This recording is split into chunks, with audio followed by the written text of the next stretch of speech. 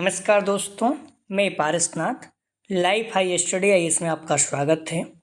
आज हम लोग आगरा यूनिवर्सिटी के बीएड सेकेंड ईयर एग्ज़ाम 2024-25 जो संभावना है कि 20 मई से एग्ज़ाम होगा, लेकिन एक दो दिन में आज शाम तक क्लियर कर लेंगे। थोड़ा सा देखते हैं।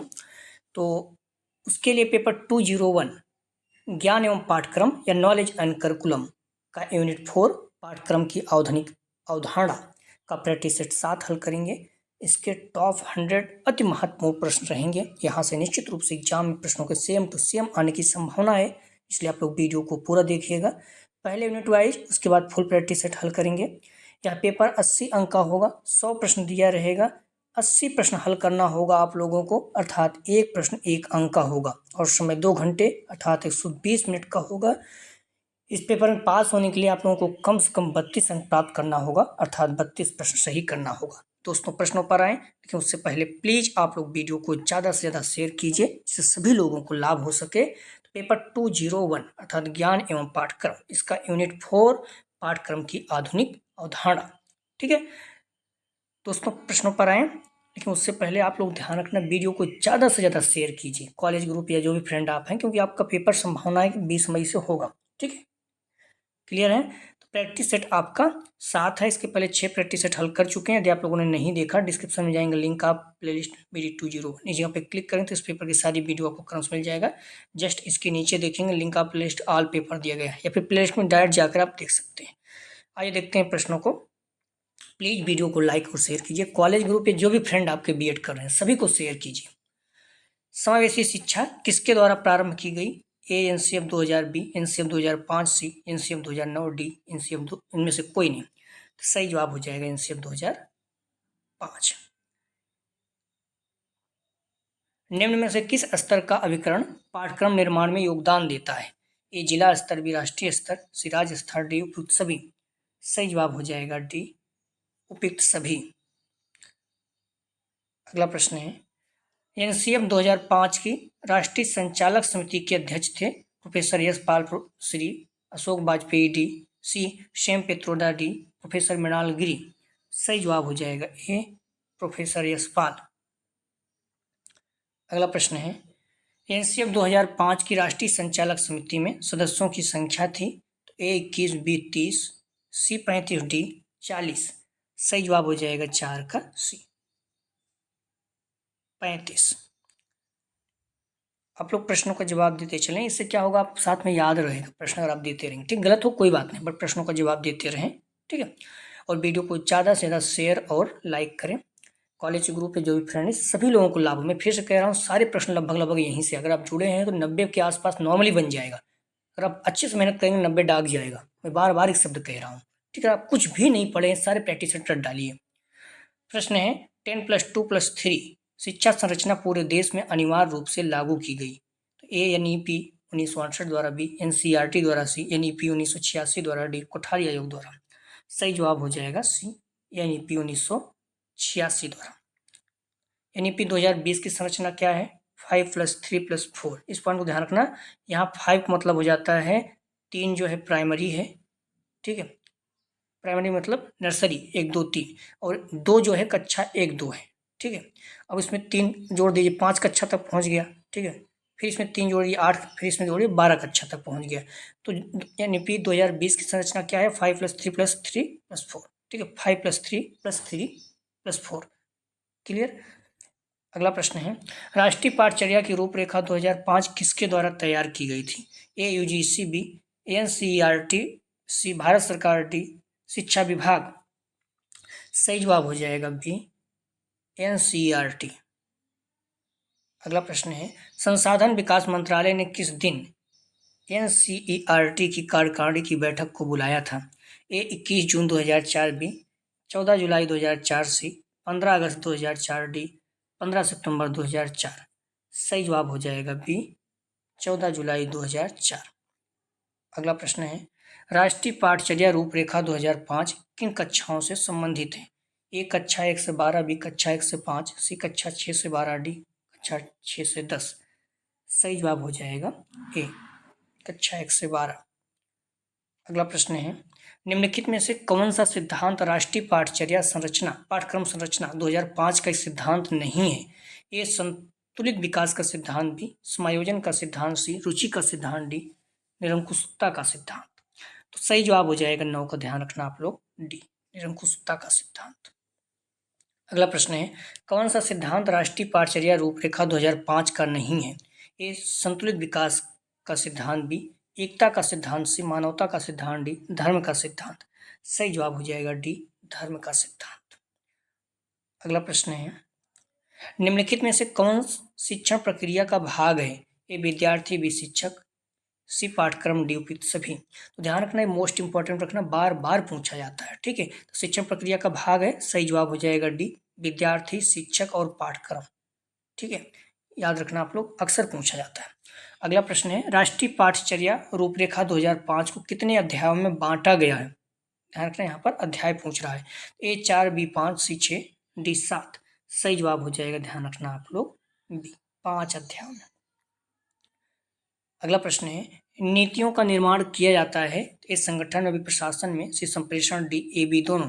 सही जवाब हो जाएगा डी, ए बी दोनों। अगला प्रश्न है, राष्ट्रीय पाठचर्या रूपरेखा 2005 के द्वितीय अध्याय का नाम है? तो ध्यान रखना, 5 अध्याय है जिसमें द्वितीय अध्याय पूछ रहा है। ए सीखना तथा ज्ञान, बी परिपेक्ष, सी कक्षागत वातावरण, डी क्रमिक सुधार। सही जवाब हो जाएगा 14 का ए, सीखना तथा ज्ञान। अगला प्रश्न है, प्रधानाध्यापक जन्मजात व निर्मित दोनों होता है, या किसने कहा? सही जवाब हो जाएगा 15 का सी, पी रेन ने, ठीक। वैसे जन्मजात नहीं होता है, लेकिन पी रेन ने कहा कि प्रधानाध्यापक जन्मजात व निर्मित दोनों होता है। अगला प्रश्न है, किस सामाजिक कारक की भूमिका पाठ्यक्रम में नहीं होती? ए शिक्षक की योग्यता, बी शिक्षक का जीवन दर्शन, सी शिक्षक का व्यवहार, डी शिक्षक की जात। सही जवाब हो जाएगा 16 का डी, शिक्षक की जात। शिक्षक की जात जो है पाठ्यक्रम में नहीं होती है। अगला प्रश्न है, माध्यमिक शिक्षा आयोग के अनुसार शिक्षा का कौन सा उद्देश्य नहीं है? ए लोकतांत्रिक नागरिकता का विकास, बी व्यक्तित्व का विकास, सी नेतृत्व के लिए शिक्षा, डी धार्मिक प्रवृत्ति का विकास। सही जवाब हो जाएगा 17 का डी, धार्मिक प्रवृत्ति का विकास। अगला प्रश्न है, महात्मा गांधी ने बुनियादी शिक्षा पाठ्यक्रम का विकास कब किया था? ये 1930, बी 1937, सी 1935, डी 1940। सही जवाब हो जाएगा बी 1937। 1937 ईस्वी में महात्मा गांधी ने वर्धा योजना शुरू की। इसको बुनियादी शिक्षा या नई तालीम के नाम से भी जाना जाता है, परंतु इसका प्रचलित नाम बेसिक शिक्षा है। अगला प्रश्न है, एनसीएफ 2005 ने उत्तम शिक्षक का गुण बताया। तो ए शिक्षक ग्रहणशील और निरंतर सीखने वाला हो, बी सामाजिक, सांस्कृतिक एवं राजनीतिक संदर्भों में छात्रों को समझ सके, सी छात्रों के साथ मानवीय संबंध स्थापित करने वाला हो, डी उपयुक्त सभी। सही जवाब हो जाएगा डी, उपयुक्त सभी। अगला प्रश्न है, निम्नलिखित में से कौन सा उपागम पाठ्यक्रम निर्माण का उपागम नहीं है? ए प्रकार उपागम, बी अनुदेशन उपागम, सी अनुभव उपागम, डी कक्षा वस्तु उपागम। सही जवाब हो जाएगा ए प्रकार उपागम। अगला प्रश्न है, निम्नलिखित में से कौन सा तत्व पाठ्यक्रम चयन हेतु मानदंड नहीं है? ये छात्रों की रुचि, बी बाल केंद्रित, सी छात्रों का आर्थिक स्तर, डी छात्रों की योग्यता। सही जवाब हो जाएगा 21 का सी, छात्रों का आर्थिक स्तर। ये जो है पाठ्यक्रम चयन हेतु मानदंड नहीं है। अगला प्रश्न है, व्यवसायिक शिक्षा पर बने राष्ट्रीय कार्यकारिणी समूह के अध्यक्ष कौन थे? तो A D S Kothari, B Kunal Devrani, C Tarachand, D Mudaliar. सही जवाब हो जाएगा 22 का ए, डी एस कोठारी। आप लोग ध्यान रखना, आपका पेपर 20 मई से होने की संभावना है, ठीक है। एक्यूरेट जब तक उसके साइड में नोटिस नहीं आता है तब तो कैसे बोले, लेकिन कॉलेज की तरफ से कभी कभी भेज दिया जाता है तो क्लियर हो जाएगा, ठीक है। तो आपका एग्जाम 20 मई ही मान के चलिए, जम के पढ़िए, सारे प्रैक्टिस सेट पड़े हुए हैं पहले के भी, उसको भी देख सकते हैं जो हम लोग प्रैक्टिस सेट हल कर रहे हैं, इसके भी। और फर्स्ट ईयर बच्चे उन्हें भी आप लोग बताइए इस चैनल के बारे में, उनका भी सारा प्रैक्टिस सेट 2024 वाला पड़ा हुआ है, तो आज भी उतना ही महत्वपूर्ण है, ठीक है। प्रश्न है, कोठारी आयोग की रिपोर्ट का क्या नाम है? तो शिक्षा और विकास, भी शिक्षा और चरित्र, सी शिक्षा और समाज, डी शिक्षा और मूल। सही जवाब हो जाएगा 23 का, ध्यान रखना आप लोग, ए शिक्षा और विकास। अगला प्रश्न है, प्रारंभिक शिक्षा होती है ए कक्षा 1 से 5, बी कक्षा 6 से 8, सी कक्षा 1 से 8 तक, डी उपयुक्त में से कोई नहीं। सही जवाब हो जाएगा ये कक्षा 1 से 5 तक। अगला प्रश्न है, राष्ट्रीय पाठ्यक्रम संरचना शिक्षक शिक्षा 2009 को कितने अध्यायों में विभाजित किया गया है? सही जवाब हो जाएगा 25 का, ध्यान रखना। 6। अगला प्रश्न है, उच्च शिक्षा के पाठ्यक्रम विकास हेतु राधाकृष्णन आयोग का गठन कब किया गया? सही जवाब हो जाएगा 26 का, ध्यान रखना आप लोग, बी, 1948। अगला प्रश्न है, निम्नलिखित में से कौन सा तत्व पाठ्यक्रम निर्माण परिकल्पना का निर्धारक तत्व है? ए क्षेत्र, बी एकीकरण, सी क्रम, डी उपयुक्त सभी। सही जवाब हो जाएगा 27 का, डी, उपयुक्त सभी। अगला प्रश्न है, हंटर आयोग का गठन कब हुआ? ए 1836, बी 1882, सी 1917, डी 1986। सही जवाब हो जाएगा 28 का, बी, 1882। अगला प्रश्न है, ईके फ्रेटवेल ने माध्यमिक विद्यालय में प्रचलित क्रियाओं को कितने भागों में विभक्त किया? ये 5, बी 4, सी 3, डी 2। सही जवाब हो जाएगा 29 का, ध्यान रखना, ए 5। अगला प्रश्न है, पाठ्यक्रम की रूपरेखा 2009 के विशेषज्ञ समिति के अध्यक्ष हैं? ए एन के शाह, बी सी एल आनंद, सी के रेड्डी, डी इनमें से कोई नहीं। सही जवाब हो जाएगा 30 का, बी सी एल आनंद। NCFTE 2009 के प्रोफेसर सी एल आनंद अध्यक्ष थे। अगला प्रश्न है, NCERT ने रिपोर्ट के आलोक में NCFSE 2009 की समीक्षा की। ए सीख भी बिना बोझ के बिना सीखना, सी बोझ के साथ सीखना, डी उपयुक्त सभी। सही जवाब हो जाएगा बी, बोझ के बिना सीखना। अगला प्रश्न है, पाठ्यक्रम निर्माण में एनजीओ की भूमिका पाठ्यक्रम को बनाती है? ए प्रभावी, बी अप्रभावी, सी अक्रिय, डी उपरोक्त में से कोई नहीं। सही जवाब हो जाएगा ए प्रभावी। अगला प्रश्न है, एनसीईआरटी की स्थापना कब हुई? मोस्ट इंपॉर्टेंट रखिएगा, अक्सर पूछा जाता है, चाहे फर्स्ट ईयर चाहे सेकंड ईयर हो। ए 1953 में, बी 1956 में, सी 1961, डी 1965। तो एनसीईआरटी की स्थापना कब हुई? सही जवाब हो जाएगा, ध्यान रखना, 1961 में। इसे महत्वपूर्ण में रखना। अगला प्रश्न है, एनसीएफ का पूर्ण रूप है? A national common framework, B new curriculum framework, C national curriculum framework, D national common format. सही जवाब हो जाएगा सी, नेशनल करिकुलम फ्रेमवर्क। अगला प्रश्न है, एनसीएफ 2005 किसके द्वारा प्रकाशित किया गया? ए एनसीईआरटी, बी यूजीसी, सी एनसीटीई, डी एससीईआरटी। सही जवाब हो जाएगा ए एनसीईआरटी। अगला प्रश्न है, एनसीएफ 2005 के अनुसार शिक्षक की भूमिका क्या है? ए नेता, बी स्वामी, सी सुविधा प्रदाता, डी इनमें से कोई नहीं। सही जवाब हो जाएगा 36 का, ध्यान रखना, सी सुविधा प्रदाता। अगला प्रश्न है, एनसीएफ 2005 की राष्ट्रीय संचालन समिति के अध्यक्ष कौन थे? ए वेद प्रकाश, बी प्रोफेसर यशपाल, सी राम मूर्ति, डी की कस्तूरी रंगन। सही जवाब हो जाएगा 37 का, बी प्रोफेसर यशपाल। अगला प्रश्न है, एनसीएफटीई का पूर्ण रूप क्या है? फुल फॉर्म पूछ रहा है, तो सही जवाब हो जाएगा 38 का, ध्यान रखना, सी एनसीएफ फॉर टीचर एजुकेशन। ठीक है, 38 का सही जवाब हो जाएगा सी। अगला प्रश्न है, एनसीएफटीई कब प्रकाशित हुई? किस सन में पूछ रहा है? तो ए 2008 में, बी 2009 में, सी 2010, डी 2012। सही जवाब हो जाएगा बी 2009 में। अगला प्रश्न है, एनसीएफ 2005 में निर्धारित भाषा सूत्र है? ए एक भाषा, बी दो भाषा, सी तीन भाषा, डी इनमें से कोई नहीं। सही जवाब हो जाएगा 3 भाषा सूत्र। अगला प्रश्न है, एनसीएफ 2005 के अनुसार अधिगम है? ए सक्रिय व सामाजिक, बी आर्थिक व राजनीतिक, सी निष्क्रिय व सामाजिक, डी में से कोई नहीं। सही जवाब हो जाएगा ए सक्रिय व सामाजिक।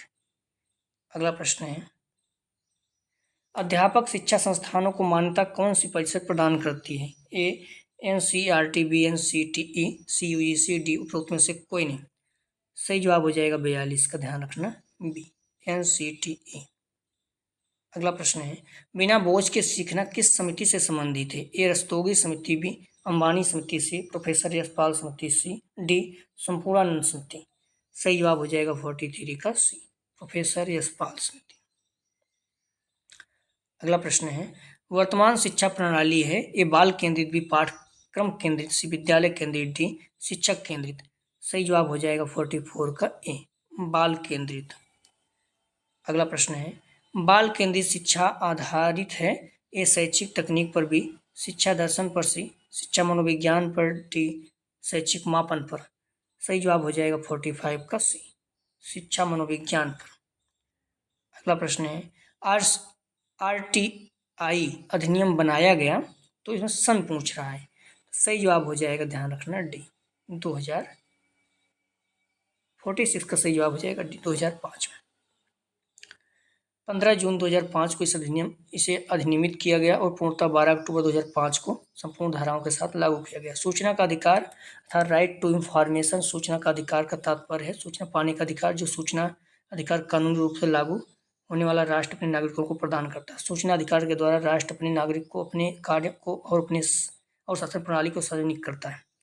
अगला प्रश्न है, SNE संक्षेपाक्षर है। सही जवाब हो जाएगा 47 का, ध्यान रखना, D, schedule of new entry. अगला प्रश्न है, पाठ्यक्रम अनुदेशात्मक सामग्री प्रस्तुत करता है कथन है, ए मैकिस का, बी जैकर कैन का, सी ट्रेलर का, डी स्मिथ का। सही जवाब हो जाएगा 48 का, डी स्मिथ का। अगला प्रश्न है, पाठ्यक्रम ... प्राप्त करने में सहायक है, ए शिक्षा भी उद्देश्य, सी मूल, डी नौकरी। सही जवाब हो जाएगा 49 का, बी उद्देश्य, पाठ्यक्रम उद्देश्य प्राप्त करने में सहायक। अगला प्रश्न है, निम्नलिखित में से कौन सी पाठ्यक्रम की प्रकृति है, ए आलोचना, बी रचनात्मकता, सी संरक्षण, डी उपरोक्त सभी। सही जवाब हो जाएगा डी उपरोक्त सभी। अगला प्रश्न है, बाल केंद्रित शिक्षा का अच्छा उदाहरण है, ए सरकारी प्राथमिक विद्यालय, बी जूनियर हाई स्कूल, सी विशिष्ट विद्यालय, डी किंडरगार्टन स्कूल। सही जवाब हो जाएगा डी किंडरगार्टन स्कूल। अगला प्रश्न है, SCERT उत्तर प्रदेश की स्थापना कब हुई। सही जवाब हो जाएगा 52 का, ध्यान रखना, सी 1981 में। अगला प्रश्न है, DIET किसके अधीन कार्य करता है, ए BSA, बी SCERT, सी UGC, डी उपरोक्त में से कोई नहीं। सही जवाब हो जाएगा बी SCERT। अगला प्रश्न है, BRC का पूर्ण रूप क्या है, A block resource centre, B basic resource centre, C block resource coordinator, D block resource committee.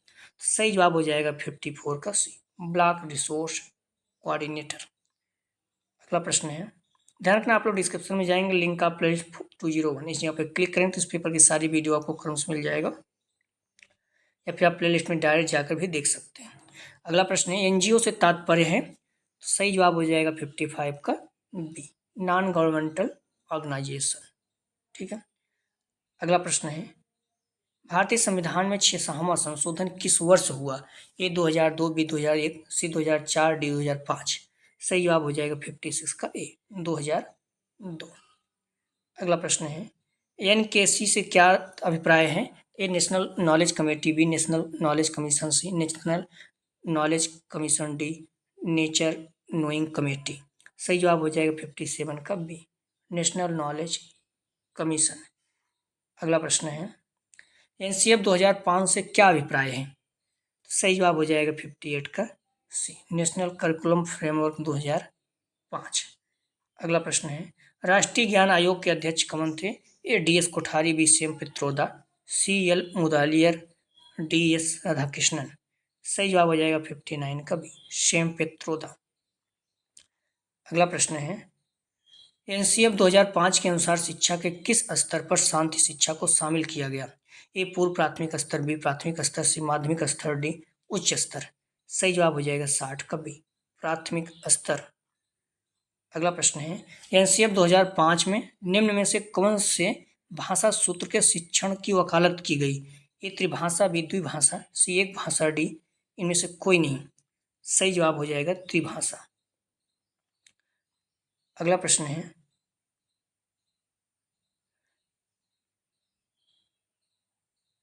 RTE act 2009 के द्वारा निम्न में से कौन सी मूल्यांकन प्रक्रिया को अनिवार्य किया गया, तो ए सतत एवं व्यापक मूल्यांकन प्रक्रिया, बी वार्षिक मूल्यांकन प्रक्रिया, सी अर्धवार्षिक मूल्यांकन प्रक्रिया, डी सेमेस्टर मूल्यांकन प्रक्रिया। सही जवाब हो जाएगा ए सतत एवं व्यापक मूल्यांकन प्रक्रिया।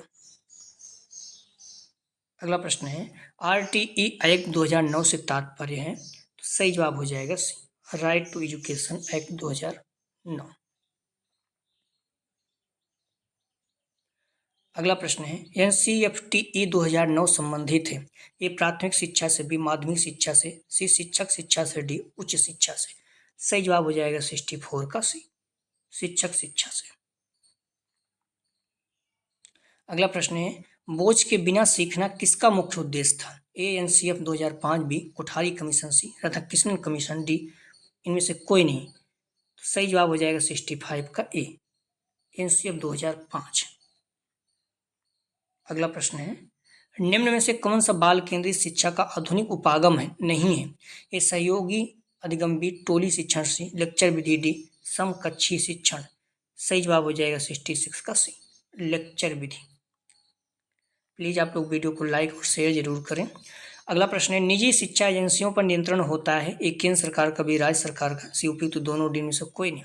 सही जवाब हो जाएगा 67 का सी, उपयुक्त दोनों, केंद्र सरकार और राज्य सरकार दोनों।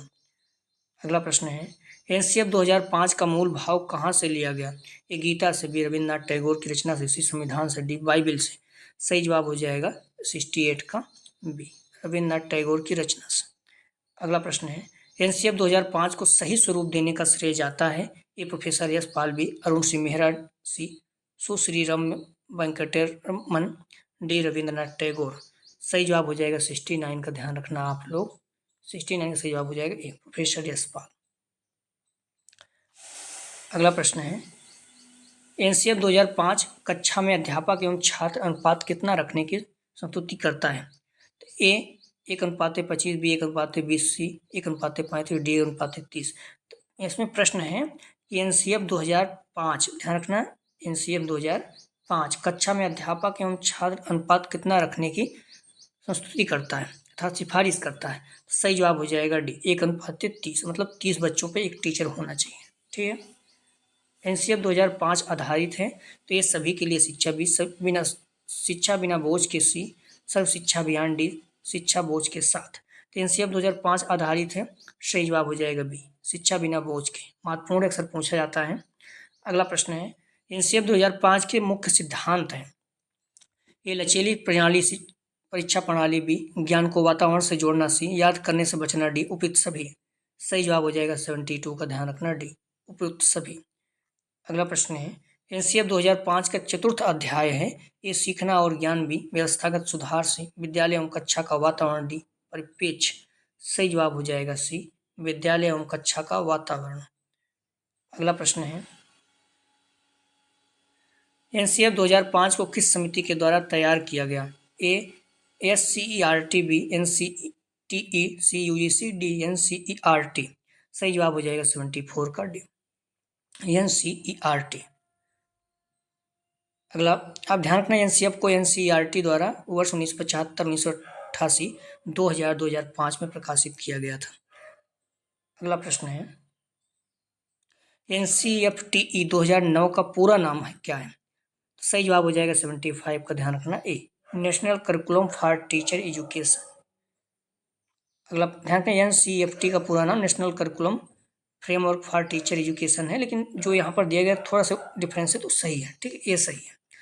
अगला प्रश्न है बाल केंद्रित शिक्षा प्रणाली के समर्थक हैं।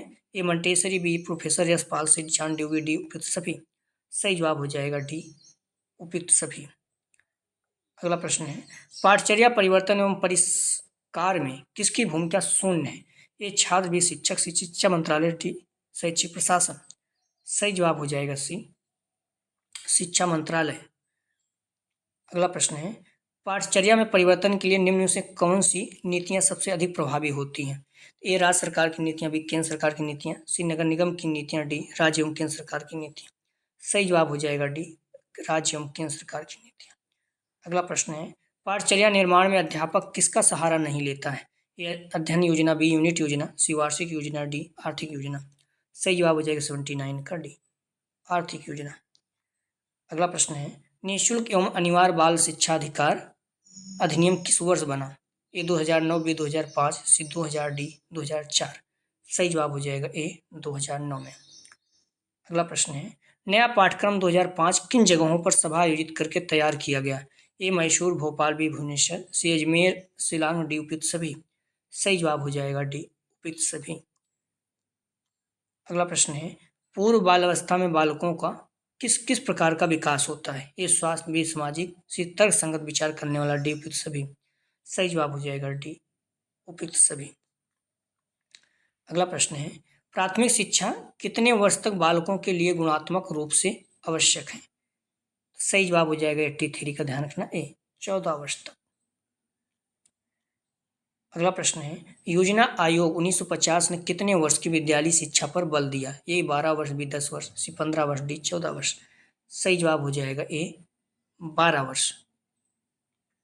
अगला प्रश्न है, गणित विषय का पाठ्यक्रम बालकों के किन स्तरों को ध्यान में रखकर बनाना चाहिए? ए सोचने समझने, बी विश्लेषण करने, सी तर्क संगत विचार करने, डी उपयुक्त सभी। सही जवाब हो जाएगा 85 का डी उपयुक्त सभी। अगला प्रश्न है, नई शिक्षा नीति में किन की उपलब्धियों को राष्ट्र स्तर पर विकसित किया गया? ये शिक्षकों की भी, छात्रों की, शिक्षक संस्थाओं की, डी उपयुक्त सभी की। सही जवाब हो जाएगा 86 का डी उपयुक्त सभी की। अगला प्रश्न है, पाठ्यक्रम के निर्माण के मुख्य सिद्धांत कौन से हैं? ए अनुभव की पूर्णता, बी सरलता, सी विषयों का साथ संबंध, डी उपयुक्त सभी। सही जवाब हो जाएगा 87 का डी उपयुक्त सभी। अगला प्रश्न है, पाठ्यक्रम आयोजित करने का मुख्य आधार है? ए बालकों का आयु वर्ग, बी बालकों की मानसिक क्षमता, सी उपयुक्त दोनों, डी में से कोई नहीं। सही जवाब हो जाएगा सी उपयुक्त दोनों, बालकों का आयु और बालकों की मानसिक क्षमता। अगला प्रश्न है, करिकुलम शब्द की उत्पत्ति किस भाषा से हुई? ए अंग्रेजी, बी लैटिन, सी ग्रीक, डी स्पेनिश। सही जवाब हो जाएगा 89 का बी लैटिन। अगला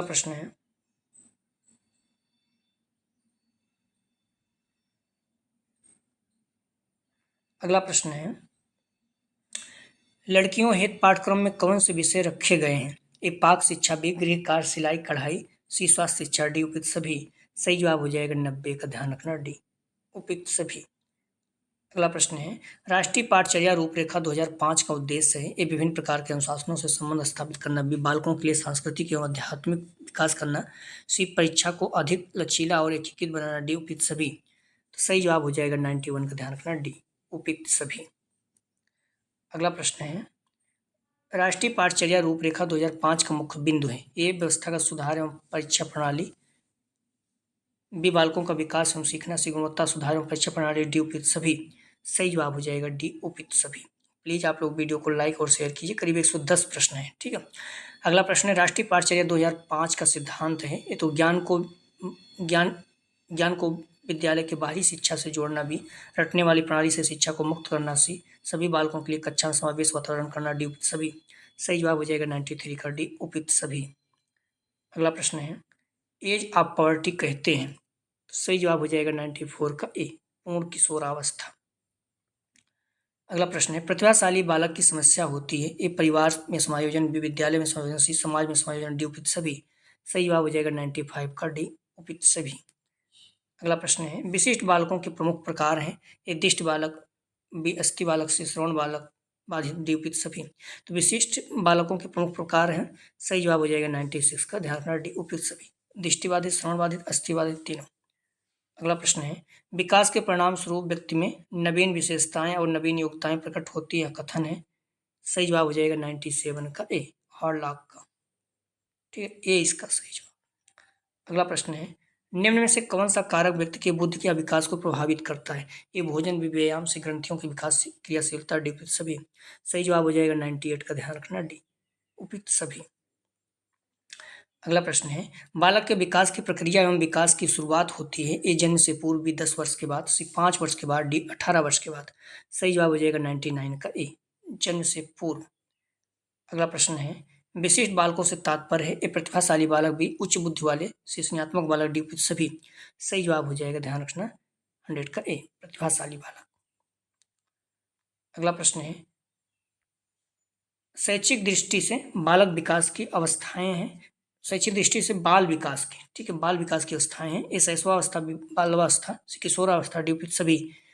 सही जवाब हो जाएगा इसको लिखकर डी उपयुक्त सभी। मतलब बाल विकास की अवस्थाएं शैशवावस्था हो, बाल्यावस्था हो, किशोरावस्था हो, तीनों सही है। अगला प्रश्न है, किस आयु वर्ग की लड़कियां तेजी से बढ़ती हैं? सही जवाब हो जाएगा ए 12 से 14 वर्ष की लड़कियां तेजी से बढ़ती हैं। अगला प्रश्न है, पाठ्यक्रम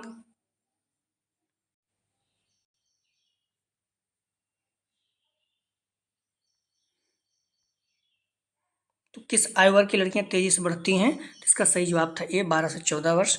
अगला प्रश्न था, पाठ्यक्रम का निर्माण किस प्रकार की योग्यताओं के अनुसार किया जाता है? ये रुचियों के अनुसार, बी आवश्यकताओं के अनुसार, सी क्षमताओं के अनुसार, डी इन सभी के अनुसार। सही जवाब हो जाएगा डी इन सभी के अनुसार। अगला प्रश्न है, करिकुलम के अंतर्गत केनिथ रिचमंड के अनुसार कौन कौन से विषय विद्यमान रहते हैं? ए कार्य योजना संबंधी, बी अध्ययन कोर्स संबंधी, सी साधारण विद्यालयों के विषय, डी उपयुक्त सभी। सही जवाब हो जाएगा 104 का डी उपयुक्त सभी। अगला प्रश्न है, शिक्षा बेरोजगारी के विरुद्ध एक प्रकार का बीमा होना चाहिए। ए महात्मा गांधी के अनुसार, बी राधाकृष्णन के अनुसार, सी गोखले के अनुसार, डी उपयुक्त सभी। सही जवाब हो जाएगा 105 का ए महात्मा गांधी के अनुसार। अगला प्रश्न है, मूल पाठ्यक्रम का आधार क्या होता है? ए छात्रों की रुचि, बी छात्रों की योग्यता, सी छात्रों की आवश्यकताएं, डी उपयुक्त सभी। सही जवाब हो जाएगा, ध्यान रखना, 106 का डी उपयुक्त सभी।